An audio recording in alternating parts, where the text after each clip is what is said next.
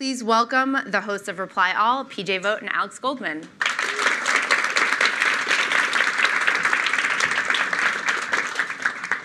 So Reply All launched a little more than 2 years ago in the fall of 2014.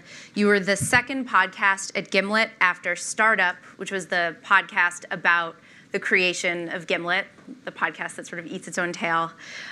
You've covered topics like medical mysteries, true crime, LSD, military imposters, a doctor searching for a cure for ALS. You've also done episodes that aren't reported stories at all. We're going to talk a little bit about your very special, very strange call-in show a little later. Yeah. I hope that's okay. But Reply All is called a show about the internet. So to what extent is that actually true? That's a good question. It's funny. It's like when we started, we thought of that as like, I guess a joke, like the way like Seinfeld's a show about nothing. Like it would be true-ish. And I feel like actually as we've gone, there have been times where we felt like we wanted to be more of an internet show and times where we felt like we wanted to get away from it. It feels like we have this internal team calculus for, like on a given story, how far we can go away from it being an internet story and why. And I don't know if anybody like who listens to the show agrees with or understands our logic for it because it's not very comprehensible. But like we think we know. Every episode, I'm always like, should we include a sentence here which like obliquely mentions the internet for purposes of saying the show's about the internet? And then Tim's like, no, it's dumb. Why would you do that? It's about the internet in as far as the internet is like home base for human interaction in a lot of ways, which is a huge advantage to us, I think, in terms of being able to talk about kind of whatever we want. But if we ever want to tackle a story, we will retrofit a justification onto it in order to do it, rather than looking for stories that are specifically internet related. Even though I'm kind of a nerd and I kind of... You're the one who worries more about it. But I mean, I tend to... Get shouted down. Okay, yeah. I tend to like veer toward those kinds of topics anyway, just in my interests. So before making a podcast that was ostensibly about the internet, what were your personal relationships to the internet? I feel like we're both like sort of long-time internet nerd natives, but because Alex is older than me, like where we came in was different. Like I was like AOL 2.0 was like I was like 12 and that was my first internet, I think. Whereas Alex was like dial-up BBS weirdo stuff. Mm-hmm. Yeah, I had a 4800 baud internal modem on my dad's laptop, and I would call. There was a BBS in our town that had 4 phone lines, and I didn't know how to automate calling, so I would just sit there and type it, and I would like just run the command over and over and over again. And then when I got through, I'd be really excited for about 4 minutes, and then call waiting would kick me off. It sucked. It took hours to get onto the internet for like 5 minutes. But I think an advantage that we had because of that when we started making the show was just like a lot of people who report about the internet, and less so now, but definitely when we started, and like still somewhat treat the internet as like a fake or like cheesy space in a way where it's like, oh, there's this thing people are always doing, but now they're doing it on the internet, like as if that in itself is interesting. And I think for both of us, like we took it for granted that you could have friends on the internet, you could like fall in love or like deeply hate somebody on the internet. Like that seemed normal. And seeing that as normal, I think has been an advantage in like how we look at a story and what we find interesting about a story. I think that's the thing we have in common. Yeah. I agree with him. Okay. So then what makes a story right for Reply All if the internet is such a loose conceit? Okay. So I'm going to give a working theory that you tell me if you agree. I disagree. That's a little early. So the fact that we're like about the internet, I feel like it gives us permission to do like hard internet stories. Like if we want to do a thing about like FiOS, we can do it. If we're not going to do one of those, I think what we're starting to learn is that what makes a Reply All story has less to do with the topic and more to do with the outlook of it. So like we're very interested in people. We like stories that are that go all over the place emotionally. Like, we really are allergic to things that like stay in one feeling. So if it's a story that starts out funny, we're gonna be excited if it gets sad. Same with vice versa. Like, we like stories that we talk about like jumping the rails, like the way like an amusement park ride would be on them. Like, we like the feeling of a story that starts in one place and like goes somewhere you just really could not have planned from the beginning. Those are the stories that we tend to like. People start to get excited and people start to pitch in on. Also, like, we like small stories, like looking at things that are kind of inconsequential and then treating them with like a lot of focus and seriousness. I disagree. There you No, go. I agree. I've gotten a couple pitches the past couple days, which were like, I would like you to discuss this particular. It was like, I'm an expert on this ecosystem of the internet, and I would like you to talk about it. And that to me in itself is the fact of an ecosystem on the internet's not interesting, because there are all kinds of crazy ecosystems on the internet. There are like weightlifting forums, there's the dark net, there's this and that and everything. Like, all of those things, the fact of them existing is just like, yeah, there's going to be that's going to exist everywhere. But like, the story of someone inside of that place, either doing something unexpected, or like utilizing it in a way you wouldn't imagine, or like turning it on its head, or causing a major disruption, those are the stories that interest me. So every time I get back to them, I'm like, yeah, it's cool that that place exists. I'd really love for there to be like a character in this that we could follow, because that is like, I think the stuff that makes our show the strongest are like like PJ said, like the people in within those places that we like to sort of explain. And also having someone who is a character within that place is a very useful way to also explain the fact of that place. Yeah. So you'll start episodes with a character. We like, sometimes we'll start with, there are times where you're like, oh, I want to know more about this world or whatever. But the moment where we feel like, and this is also a thing about just radio or podcasts, is like, you get a lot of, you need somebody who's like, we always talk about like good talkers. Like, you need somebody who's just like, to listen to them, you feel like you know them, or you feel like you want to know them. Like, they have like a vivid way of speaking. Like, they show up and like, you can just, there's like a feeling you get, and you hear it as a listener, or you hear it as like a producer. If we have a character, we can make a story. If we don't, we can try, and like we do. we have made them. And they're very, very, very difficult. Can you think of an example off the top of your head? Well, I'm trying to think of one that was like successful. Right. I just did one, honestly. I just did a story a few episodes ago. It was about this quack doctor from the 1920s. And he was like, he believed, or he told people that he believed that if he could implant goat testicles into men's scrotums, it would cure like basically whatever ailed them. And he was very interesting. He's very dead, so he couldn't talk. And like, building a story around somebody who you didn't have access to was hard. We found ways, I think, to get around it. And he had a radio show, which helped. And so there was that. But doing a story like that is like much more painful and difficult.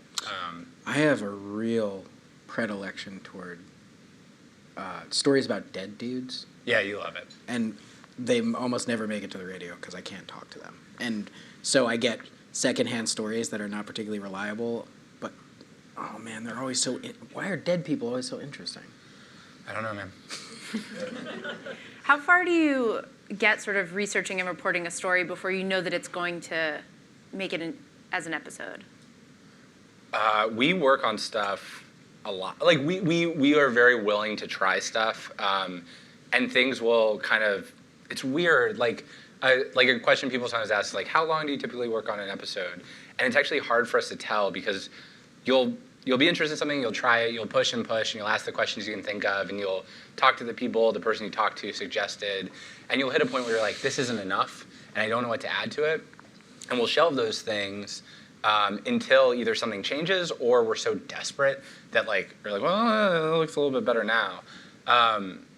We try not to kill stuff. Like, we try to just keep whacking the piñata, because a lot of stuff we're most proud of was ugly, like, throughout the process of making it. Like, sometimes for as much as over a year, where it was just like a stinker, and then somebody had like one weird little breakthrough that made it actually really fun. And another, like a characteristic of some of our stories is that we'll try to include that process. We'll try to make you feel the way we felt discovering it.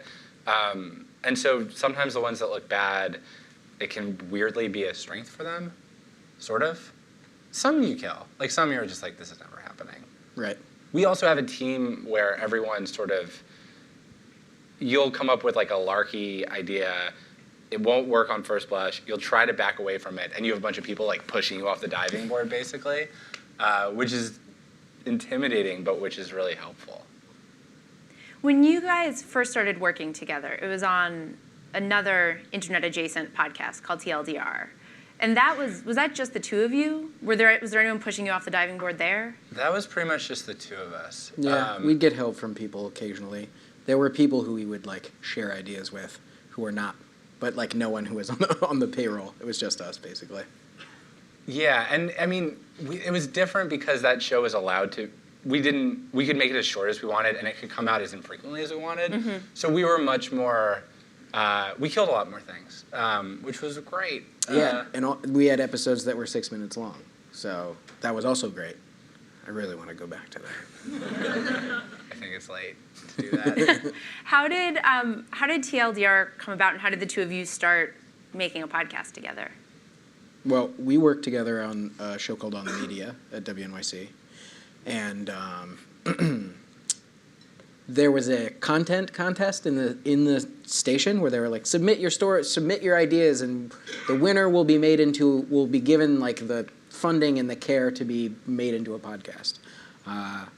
So we were like, we should make like a weekly show that's about the internet, and it should be like. The pitch was really weird. Well, it was like, it'll come out multiple times a week. Oh, right. And it was so stupid. It was like, it'll come out multiple times a week. It'll be really topical. It was like it bore very little resemblance to what we ended up actually making. But we pitched into the contest. We were like finalists and lost. We lost. Death, Sex, and Money won. So if you guys listen to Death, Sex, and Money, that is the show. And two other shows that I don't think necessarily made it out of development. Yeah. But we basically like, convinced our boss to let us just like try it without getting a lot of just like sort of nights and weekends basically, and it got enough attention that eventually we were able to justify like making it a full-time thing instead of like doing that while also helping to produce another show. But it was nice. I mean, I think that if being able to make something without anybody asking you a lot of questions about why you were doing it was really useful, and being able to kind of fail in public weirdly was useful. Like just not getting a lot of feedback, but just getting to like kind of iterate on it was really cool. If we'd started Reply All without doing TLDR, I think the first 25 episodes would have been kind of like, and then we kind of would have found our groove. But we got to find our groove with like much fewer people watching. And we got to we tried stuff that if there'd been a person in the room with experience would have said like, don't. And some of that stuff actually worked out really well. Like there were some places where we were inventing things because we just didn't know how to do it the right way, which I feel like really grateful for. And that show, it was a pretty clear evolution into Reply All, I think. Like they were both about the internet. But so was it just that in like 2014, Gimlet called you guys up and was like, want to come make a podcast with us? More or less, yeah. We felt like it seemed really exciting. I mean, Alex Bloomberg is like somebody who I think we both looked up to. It was like getting to work with somebody that it felt like a once-in-a-lifetime experience. And also like getting to be at the start. We were working for a night, like WNYC is a good place. It's also been there for a very long time. It seemed exciting to be there for the beginning of a thing, even if like it was a thing that was not going to last for a very long time, maybe. So it felt risky. Oh God. Yes and no. I mean, yes, it did, but you were having a child. Yeah, I was about. We started the show in November, and my son was born at the end of January. But at the same time, it was like Sarah, my wife, was never like, maybe this isn't such a good idea. She was just like, go do it. My dad told me it was a bad idea. Yeah, well. Yeah. My dad told me that. My dad always tells me that good ideas are bad ideas. So. Yeah. But Alex, you've also had a sort of not totally linear career path, right? I've had every job ever. No, I've had a lot of jobs, but when I graduated from college, I went into, after brief stints as an intern for Tandoon, the guy who did the music for Crouching Tiger, Hidden Dragon, and like working at a music production place. I was an IT guy. I was a network administrator for 5 years. And I graduated with a journalism degree, but it was like I moved to New York. I didn't have any money. I had a ton of student loan debt. And I had a bunch of friends who are like musicians who are like, hey, this place is pretty cool. If we want to go on tour, they give us time off. So I was like, all right, I'll check it out. And then Did you ever go on tour? No. So like that benefit was not great for me. And then like when I got an internship in public radio, I was like, hey, you guys let everybody go on tour. Can you extend that same courtesy to me? And they were like, no, you can quit. So I quit. Yeah. Which is like a crazy thing to do because public radio interns are not really compensated. I was told very specifically, like, this is not a path to a job. If you want to do this, you are going to do it because you want the experience and that's it. It's not going to happen. But that didn't turn out to be true. Yeah. I got lucky. PJ, was your path a little more traditional radio? Basically, I was in college. I applied to be an intern for This American Life. I got the internship, so I dropped out of college. I did the internship and then got a job temping at On the Media, which is where Alex ended up. I was like the short way instead of the long way, which I liked. It was good. Yeah. Do you feel like having a weirder path has like helped you? Don't I seem so worldly to you? No, you don't seem so worldly. I keep waiting for you to be like, in my time, like you would have learned like one lesson at every weird job, and they would like all apply. No. Seems like you learned that you don't like. I jobs. learned that most jobs are really hard and bad. Is this one hard and bad? Can be. No, this job is great. This is the best. This is like everything I've ever wanted to do with my life. The only problem with it is I can do whatever I want. I know that sounds nuts, but it's like with no one telling me what to do, suddenly it's like easy to panic with no one telling you what to do. So, but yeah, this is amazing. It was awesome. It feels like a scam a lot of the time. Yeah, or like it feels like we're somebody's getting gonna show away up. with something. Yeah. Like, there are a bunch of people in a room watching us talk right now. What is that about? That's a good question. To make a sort of awkward segue about audience and people watching you do what you do, one of the interesting things about being really early employees at Gimlet was that, so you were the second podcast, and the first podcast was the one that was about the creation of your employer, which meant that the first, now Startup is about other startups, but the first couple seasons were about Gimlet, and so meetings were recorded, conversations were recorded, not like you knew you were being recorded, but Yeah.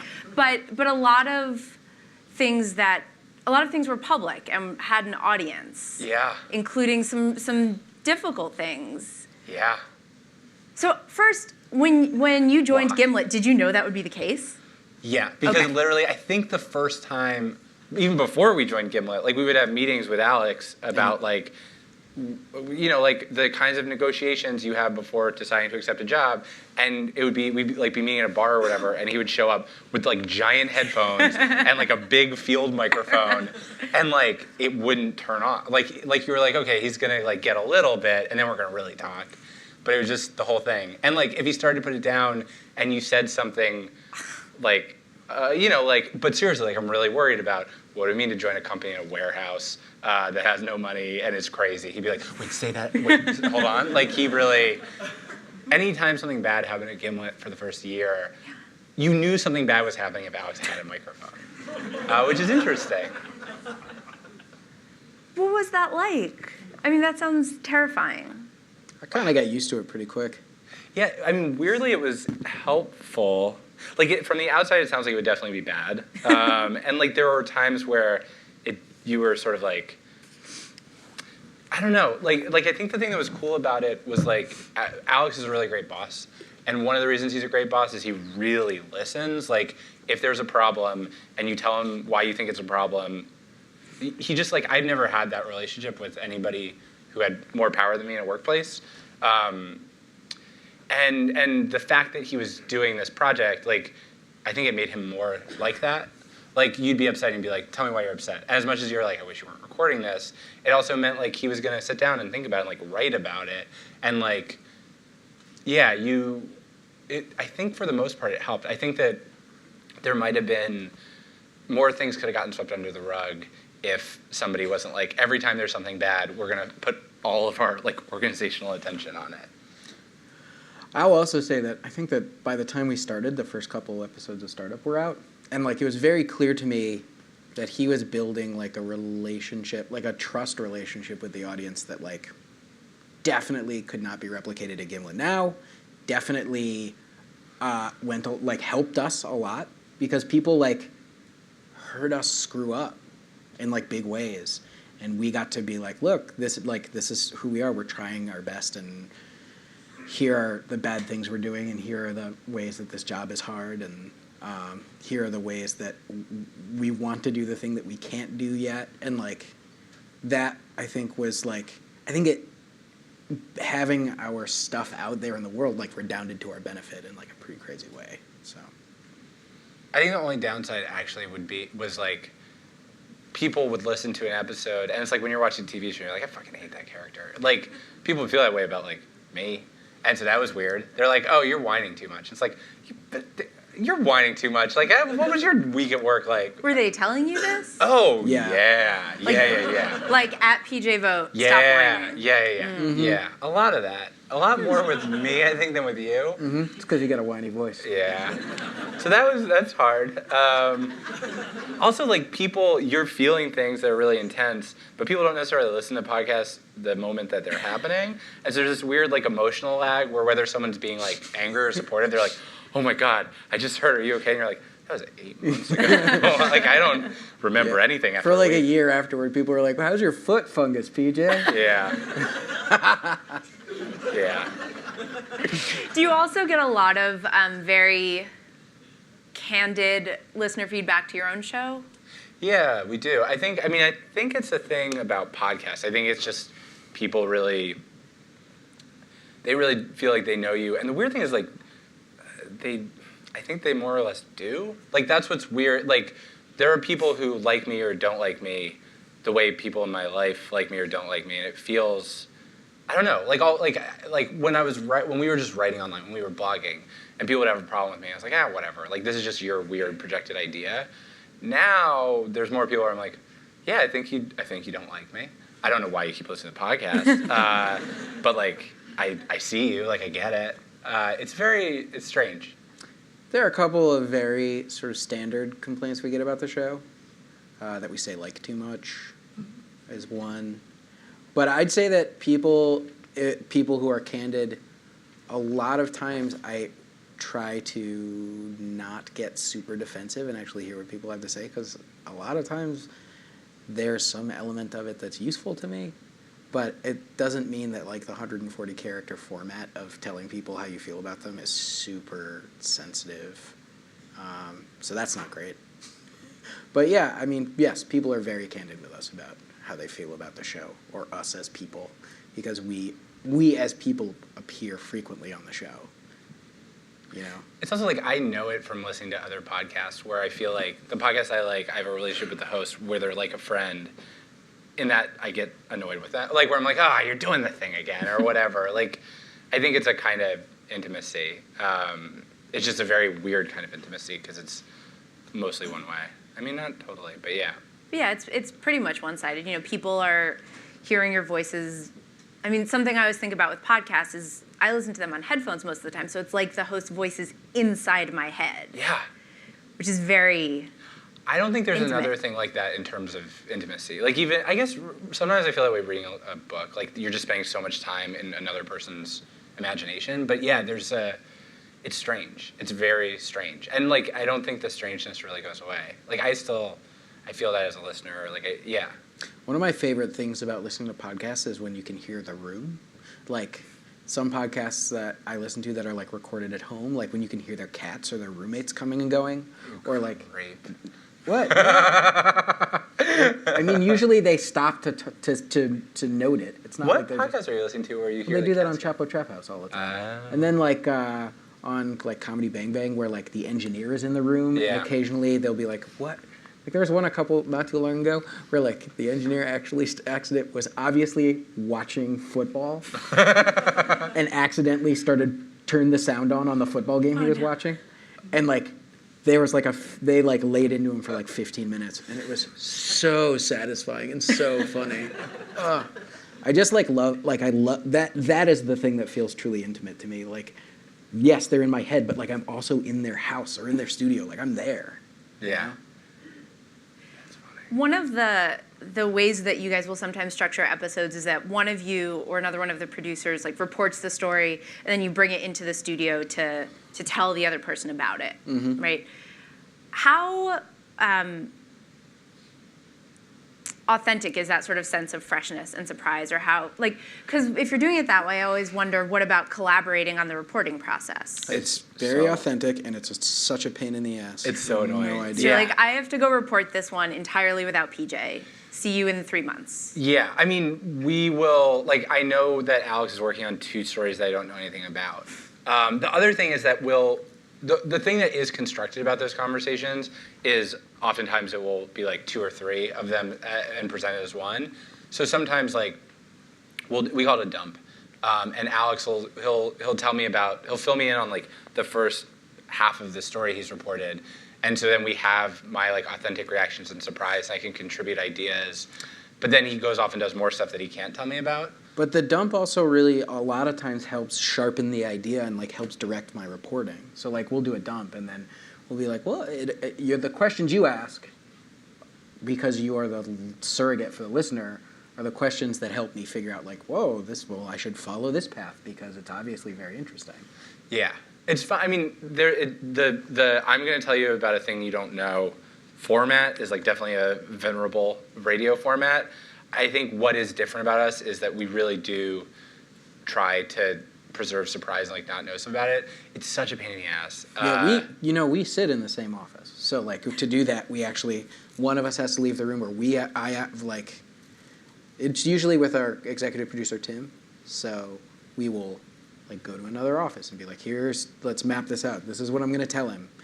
And yeah. But it's cool because you do it means that you'll get, if you were able to tell me what to ask, I would ask different things, and it would be a more predictable story. And like some of the fun we've had with stuff is just like being pushed in a direction that was like you really want to know more about that part of it, but it can be really helpful. Yeah, definitely. I want to ask about a particular episode that was a very different format, which was the call-in episode. Yeah. So, I don't know, a few months ago, Yeah. November. No, it was November? November. But we recorded in October. We recorded in October and we posted it at the end of November. Okay. Yeah. So in October, you started announcing on social media and in the Reply All newsletter and whatnot that you were going to be having a 48-hour call-in, 48 hours straight through. Yeah. Where you'd have put out the phone number, post the phone number, ask people to spread the phone number to people who don't know the show, and that it was just sort of routed to your phones wherever you were for 48 hours straight. Yeah. Mm-hmm. Okay. So before we get into why these pained sighs, where did the idea for this come from? Why did you want to do this? Came from Tim Howard, right? No, it came from me. Came from PJ, right?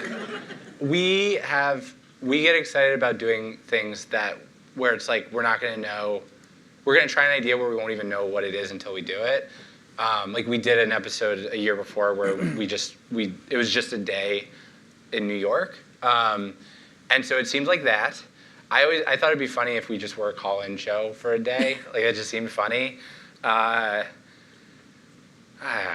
PJ was the one who was like, it has to be 48 hours. 24 hours is too easy. I thought that making it hard would upset Alex, and then he wasn't upset by it and thought it was fine. But I proposed it, so I couldn't get out of it. Yeah, it was not the why of it. There wasn't. It was poorly conceived. Okay, and so So it's ironic that you're the one who proposed the 48 hours because It is ironic. things isn't it? that we learned from the episode, in case you haven't heard it, is day one was your anniversary with your girlfriend. Yes. That was a good one. And then, so 24 hours was going to be too easy. How far into the 48 hours did you last? I first bailed. About 11 p.m. No, it was before that. Because there was 2 hours where I was like, I'm not going to talk to anybody. I'll pick up the phone, but I won't talk. Oh, right. So if we're going solely on that moment, Yeah. he bailed about 6 hours in. Yeah. And then I slept the first night, and Alex didn't. And then I was awake for the second day, took a little siesta during the evening of the second day, and then Alex finally slept the night of the second day, and I was on duty for that night. But yeah, I did not equip myself very well. That was a time where I heard from a lot of listeners that were like, I don't like you because you're a big talking wimp. And I was like, that's true, I am a big talking wimp. Alex, did having a baby prepare you for the weird sleep schedule? No. She means your son. No. Not me. Not you. Yeah. No, it didn't. I mean, he's been sleeping through the night now for a year and a half, so Okay. that did not prepare me at all. Knowing that it was going to happen prepared me because I was like, oh, well, maybe I should get a good night's sleep and get ready to do this. PJ also knew that it was going to happen. Didn't get a good night's sleep. No, didn't work out as well for him. Yeah. Yeah, it was fun though. I'd do it again. Want to do it again? Not really. No. Maybe. Yeah, it gave us the thing we were hoping for though, which is I don't know, for the most part, our show is pretty structured and we know how to make it at this point, and we have different segments that, we know, we don't know what's going to happen in them, but we know, it's going to start with this kind of question, and it's going to be about 15 minutes, we're going to talk to 3 people, and the cool thing about the call-in show is it kind of revealed itself to us as it happened.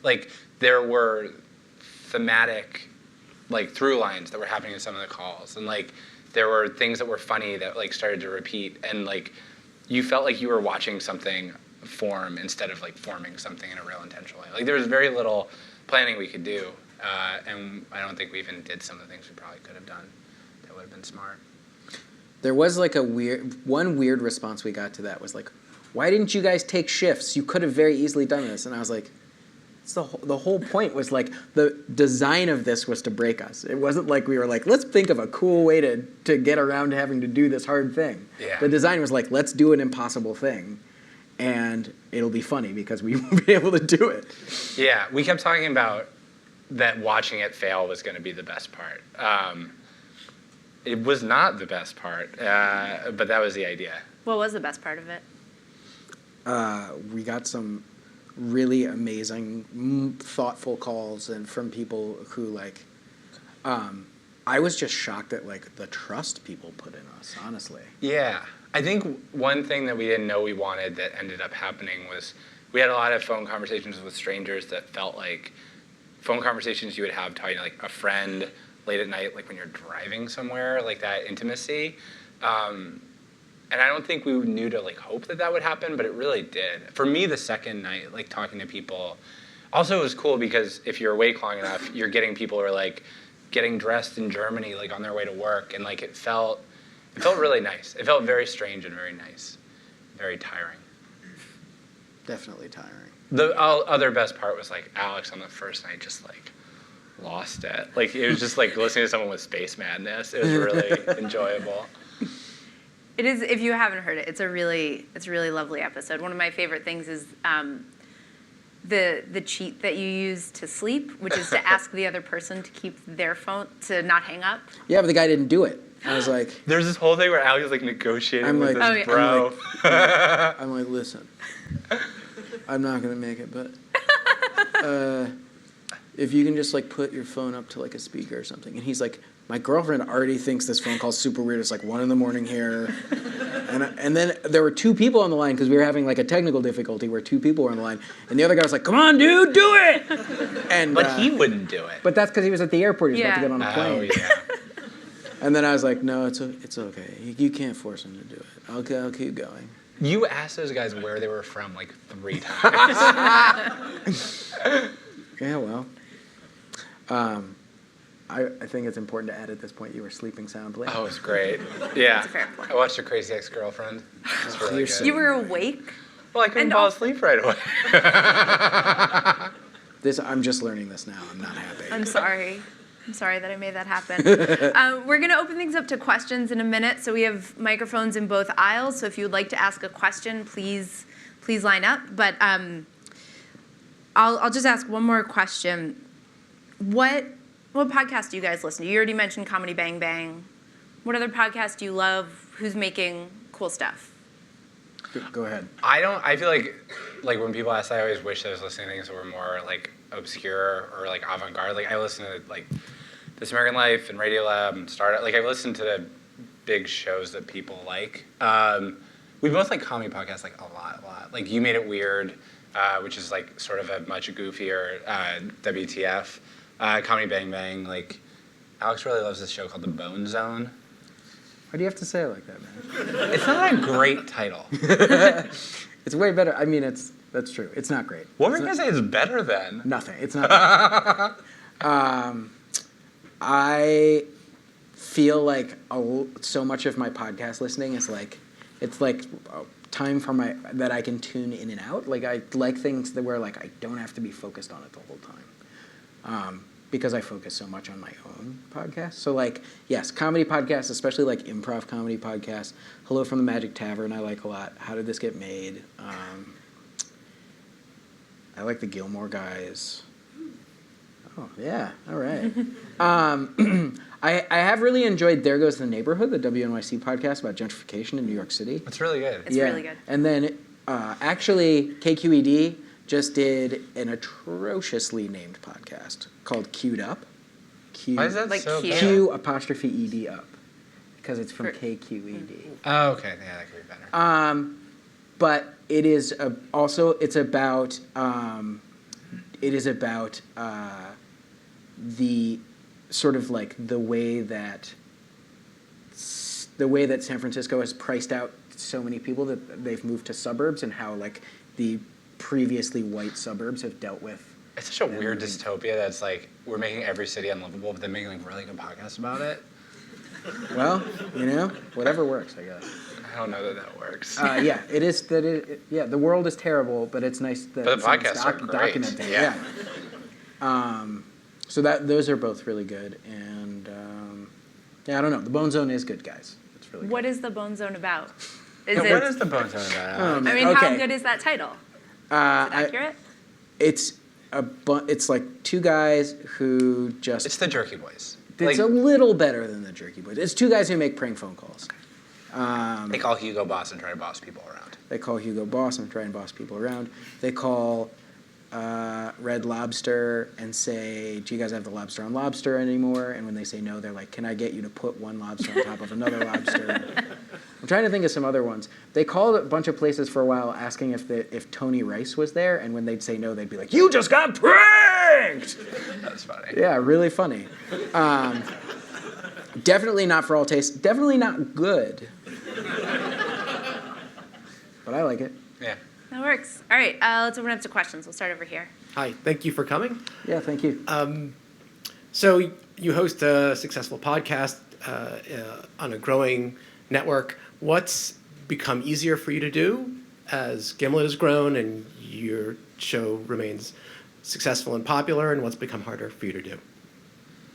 Well, I mean, just resources in terms of like traveling to do a story, people understanding that we're like a thing that's worth an hour of their time if we want to interview them. We have more people, which means we can try weirder stuff because things can fail and that's okay, which really wasn't true in the beginning. I've lately been feeling like the feeling of like, I think that, I keep thinking about The Simpsons and like how if you're around long enough, how often you come up with what you think is a good idea, and then you're like, oh, we did that. Like, we've had that question. Like, I feel we're lucky that we're covering the internet, which is not a stable, boring place. But, like, I've felt that anxiety lately more. Me too. Yeah, we're almost 100 episodes in, and every once in a while we'll have like a really fallow period, and PJ will be like, "We're out of stories," and then like a month later he'll be like, "We're never gonna run out of stories." Yeah, I'm in a we're out of stories right now. So that's the prism that I'm answering that question through. I honestly think I won't have an idea again. We'll see. Yeah. Thank you. Thanks. Hey, so thanks for coming. I did want to say Shruti Pinamaneni is amazing and awesome. Yes. Yeah, she It's is. too bad she's not here. And what I wanted to ask you is, so since you've started the show, it seems like memes have taken on a kind of political significance and a relevance that they didn't necessarily have before. They've become more powerful, more disturbing in many ways. And I'm wondering how has that changed how you approach like a segment like Yes, Yes, No? Yeah, we were talking about this recently. I mean, weirdly, in some ways, it makes that segment work less well, only because the sort of toxic, weird, dark stuff that was like on the internet is now so much in the culture that a lot of those memes just aren't obscure. It makes it more fun when it works because it just feels like internet culture is culture rather than being something to the side. And so, even though it's not fun to be talking about like the wacky origins of some neo-Nazi in-joke, from a reporting standpoint or from like a journalistic standpoint, it like matters now, or sometimes it matters, and that feels good. Like it feels like, oh, it's actually, there's a utility to explaining this instead of just celebrating something for being obscure. I agree with him. Hey. I was wondering how similar or different your work is on podcasts to what it was when you were doing radio. Yeah. What would you say? It's totally different. I can't think of anything that is similar. There are some things that are similar. Can you tell me? We interview people. We edit those interviews down. We write script in between it to explain and contextualize what they say. Oh, yeah, Stories it's totally tend the to same. be No, between 5 and 30 minutes. We don't have to worry about, like, we did a story that was about experimenting with LSD. We couldn't have done that on the radio. We can swear. We can swear. We don't have to worry about the clock. Things yeah. can be as long or as short as we want them to. Which is so oppressive and constant in radio. Like, you're like, this has to be 12 and a half minutes. And if there's 15 interesting minutes, they're going to have to come out. And if there's 7 interesting minutes, like, you're going to have to pad it. Like, that's a very real, ceaseless problem in radio that we just don't. Like, the thing we have to deal with is we need a story that can carry over an ad break. Like, that's the hardest. And a lot of times that is a real problem. Yeah, but it's not, like, that's the one thing that it gives you. No, podcasting is great. Yeah. Also, the people that listen to the show are more likely to have found it because they want to hear it, versus, like, I was listening to NPR and then this crap came on, like, which was, like, it forces you to, on podcasting, you can trust that your audience has heard you before and that they're, like, game. Right. Thanks. Thank you. So This American Life was probably the first radio show that I listened to that would just tell stories that were so compelling that I'd have to sit in my car when I got into my driveway after school just to like finish listening to them. And I was wondering, having sort of started there as an intern, PJ, to what extent did your experience there influence the way that you approach a story for Reply All? Because I definitely kind of get some of the same magic feelings. Well, thank you. That's like, for me, that place is church. Like, the values that they have and like the craft that they have, it's like a standard that I think about pretty constantly.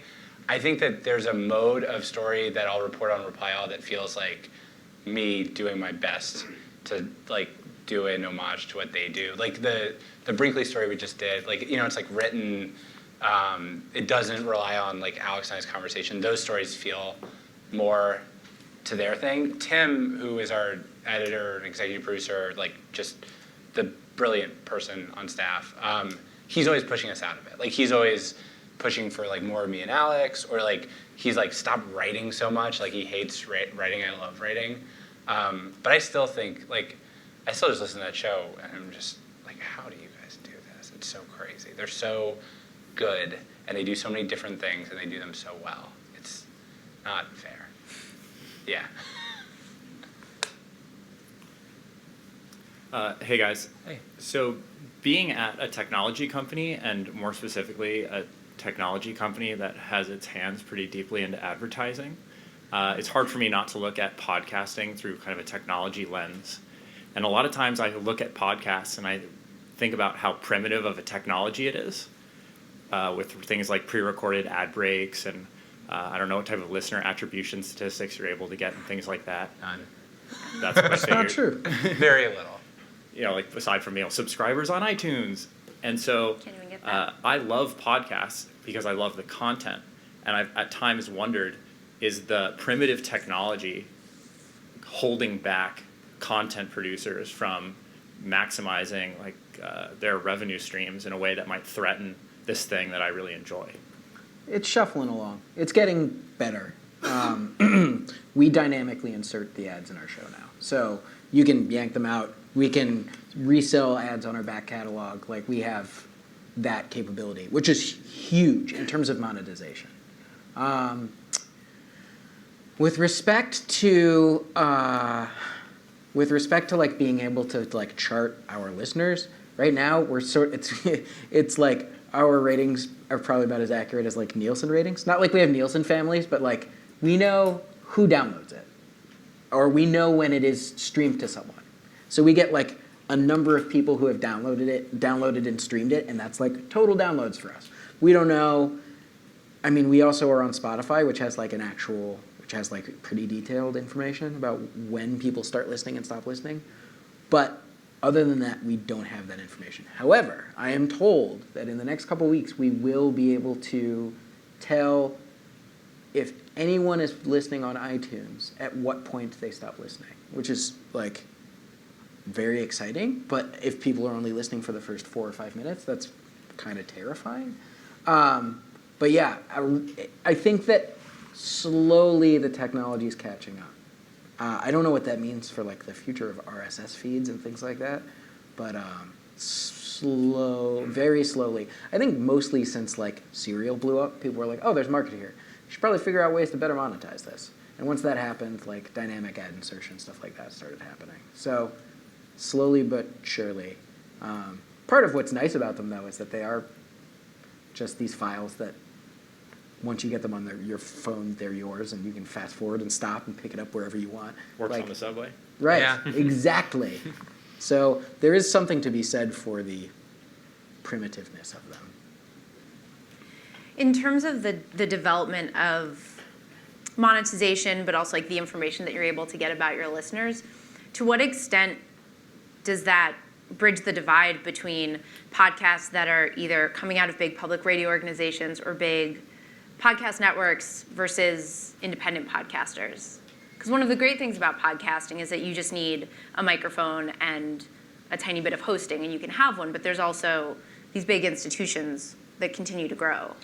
I don't think, as far as I can tell, there's nothing about like the incremental stuff going forward that should make that divide bigger or change it. Like, I think everybody, if like basically it amounts to like big distributors having better analytics, like everybody should have that. I do, though, there's part of me, and maybe it's just superstitious, that thinks that the fact that it's primitive is good for it, that somehow, I don't know what I think is going to happen, but sometimes automation is like bad for content. Like standardized banner ads haven't been great for like writing on the internet. It's probably just me being superstitious. It's like good right now, and so I'm like waiting for it to get bad. And every change, I'm like, this is going to be it. Like, this is going to ruin everything. It's probably not going to ruin everything. I have no idea. Fair enough. Hi, I had a question about, you said that you have a lot of stories in various stages kind of on the shelf waiting to be revisited or being worked on at the same time. I was wondering, what's that kind of trigger that, okay, this is ready to get into, like, get in a slate, this is ready to go on the schedule, and also have you bumped things in order to get something out that, like, in a timely way? Like, I'm thinking about the Pepe the Frog. Yes. Yeah, we have. I mean, the trigger oftentimes really is desperation. Like, it's like that thing's like at like 60%, but like everything else is at 0. Sometimes it might mean, sometimes it's just about getting a person. Like, this will only be good. We talk about proximity with our stories, like, which can mean a lot of things, but like, if you're talking about an event that happened, do you have somebody who was there, or just somebody like talked to somebody who was there? And sometimes you'll get like an extra proximal step, which helps. Sometimes it might just be that you didn't know what it meant, and now you feel like you have an idea about like the question you're actually asking, or like the conclusion you think you've got. Sometimes they're just like brain changes. Or, Tim, who PJ previously described as a genius, will be like, what if we try X? What if instead of interviewing this person, what if you talk to this person about their dog? Or like with Shruti just did this story a few weeks ago. Yeah, That was- story? Yeah, the first one. She was profiling this guy who had a really different way of looking for an ALS cure. And the story was like, it was in that sort of like almost ready to go, but like something, we thought it was something that was missing. And then we had an edit, and I suggested, I was like, I think we're making it too complicated. Like, there was a version of the story that was sort of like, is what he's doing like right or wrong? Like, because he was working with patients and checking out their like obscure cures to see if they could be good. And we were having this whole moral dilemma. But everybody in the room on the editorial staff was like, we like this guy. Like, it doesn't seem, we can't credibly make the other side of this argument. And realizing we didn't care about the argument we were telling, and realizing like, oh, it's just a story about this guy. Like, we had the story about the guy. We had been having trouble finding someone who could be a good critic of him because they didn't exist.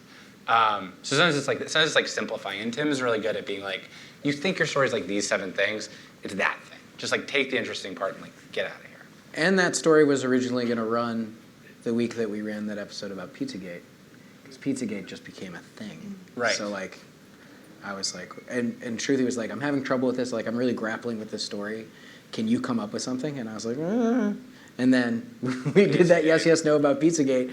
And then the following day, like we were like, that will be the first half of the show. And then the following day, just like that crazy explosion took place. And, well, when I say crazy explosion, I mean a guy walked into the pizza place with a gun. So a guy walked into a pizza place with a gun, and suddenly it was like an entire episode. Yeah. So yes, things move around a lot. We've got time for one more quick question. All right, it's a tough one. Uh-oh. No, I'm just kidding. What's with all the love for Matt Lieber? Oh man. He's just, particularly when Gimlet started, it was like he was the only person who had any understanding of like he does so many things that are so good and they're so hard to describe, and so that's like where that comes from. But like, he's just the grown up who makes sure that like everything's gonna be okay tomorrow, and there's gonna be like a budget, and like nothing's gonna disappear, and like. But also when there were only 5 people at the company, we were like, let's just put everybody in the credits, and Matt was like, don't put me in. Don't put me in. Yeah. Don't put me in it. So we were like, okay, let's put him in, and let's continue to put him in, and let's put him in more elaborately Every single time. time. I think he likes it at this point. He said that it's done. He actually said this to me. I'm putting him on blast right now. He was like, "It's done wonders for my personal brand." What a turd. Yeah, such a dork. And on that note, Alex and PJ, thank you guys so much. Thanks for having us.